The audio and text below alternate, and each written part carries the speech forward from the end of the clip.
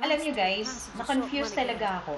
Kasi feeling ko talaga, kasi last time, nung volleyball, ng FIVB, ng men's volleyball, nagulat ako na natalo sila. Kasi akala ko kasi, nanood kasi ako ng live scoring lang. So, wala akong idea kung ano nangyari.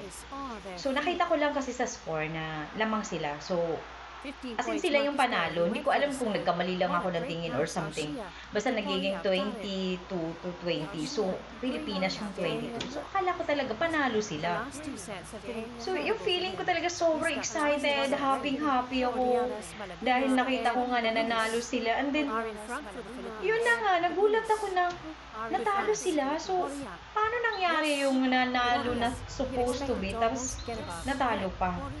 So, wala talaga akong idea, guys. So, well, ito lang talaga ang magagawa ko. Panoorin na lang yung highlights niya.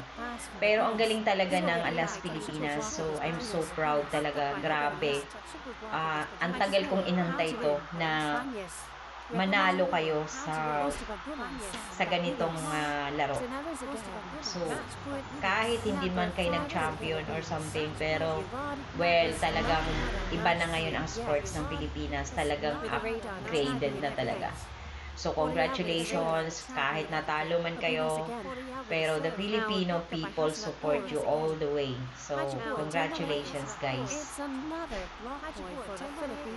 So, panoorin muna natin yung highlights kung paano at kung gaano din sila kagaling. Namuntikan na how many match point, pero, well, it's not for us. So, good luck sa mga next na. So, good luck, guys.